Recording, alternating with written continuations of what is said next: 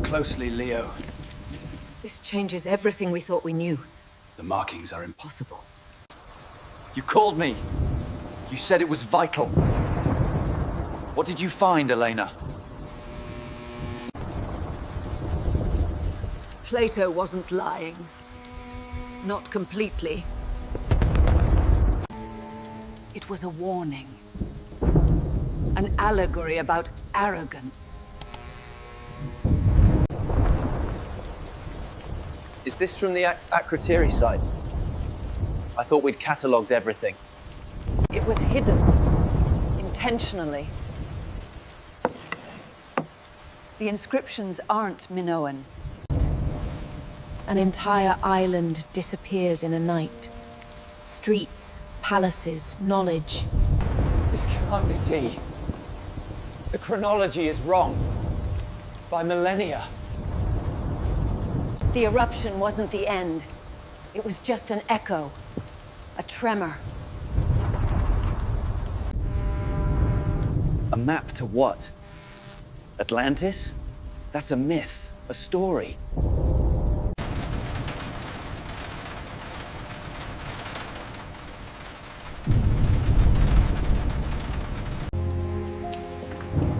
It's not about what was lost. It's about what's going to be lost.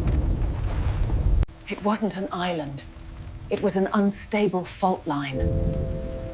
And it's waking up. Atlantis' popularity has led to exotic explanations, from meteorite impacts to lost technology, even aliens. All without robust scientific evidence.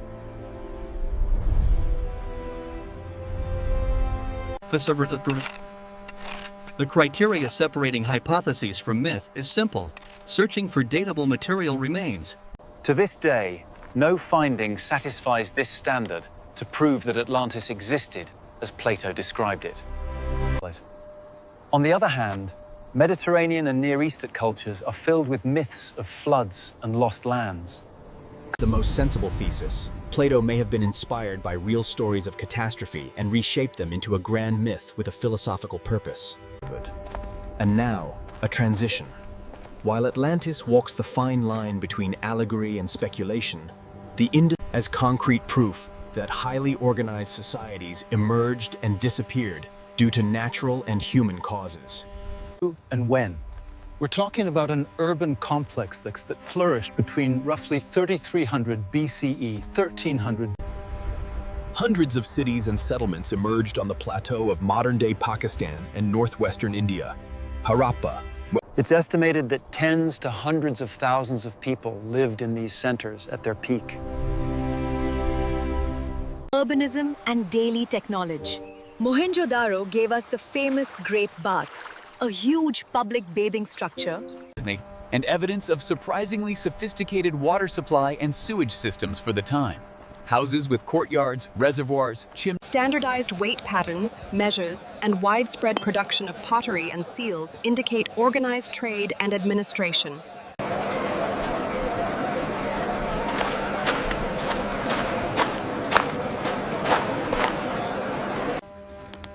One of the greatest enigmas of the Indus Valley is its script, short inscriptions on seals and objects. Perhaps 400 to 600 known signs, and texts that are generally very short, which hinder statistical analysis. Clear signs shew contact with Mesopotamia. Seals, beads, and metals exchanged, and possible mentions in... It was a civilization integrated into the ancient Bronze Age economic system, with sea and land routes. The writing is still a mystery. One of the greatest enigmas of the Indus Valley is its script. Short inscriptions on seals and objects, with a set of still undecipherable signs, perhaps 400 to 600 known signs. Short inscriptions on seals and objects, with a set of still undecipherable signs, perhaps 400 to 600 known signs.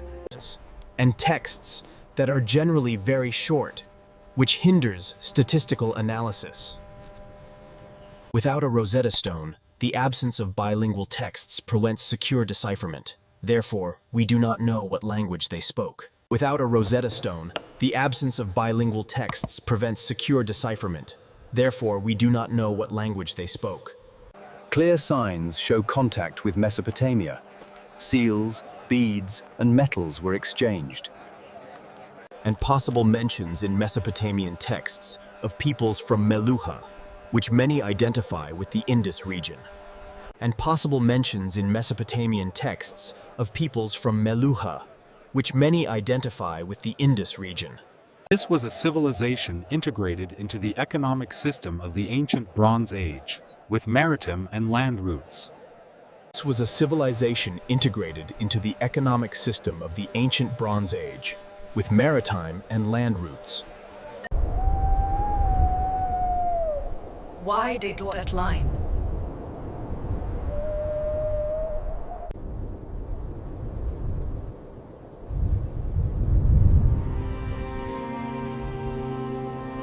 Veins and the consequent loss of agriculture and administrative collapse. There is also evidence of deurbanization and migration.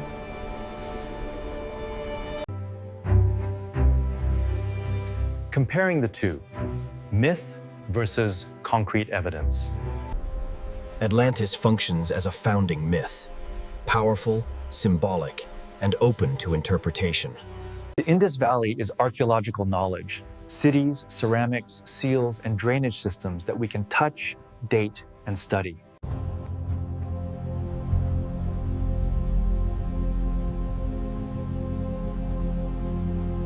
One inspires movies and conspiracy theories, the other feeds science and real questions about ancient climate change. With Alphonsus, which, by the way, has direct lessons for today's world. Points that deserve deeper investigation. Suggestions for episodes. The Thera eruption, geological evidence, radiocarbon dating, and its impact on the Mediterranean. The Indus Valley drainage system, how it worked, and what it reveals about social organization. The Indus script. Ancient climate change, how it was detected, and what the signs were in the geological record. Conclusion, separating fantasy from evidence doesn't diminish the mystery. The truth is this, both the legend of Atlantis and the The truth is this, both the legend of Atlantis and the real history of the Indus Valley both deserve respect, one for its narrative power, the other for its scientific rigor. If you want me to make a 3-episode series on the Santorini eruption, or an in-depth series on Mohenjo-Daro, if you want me to make a 3-episode series on the Santorini eruption, or an in-depth series on Mohenjo and the undeciphered script,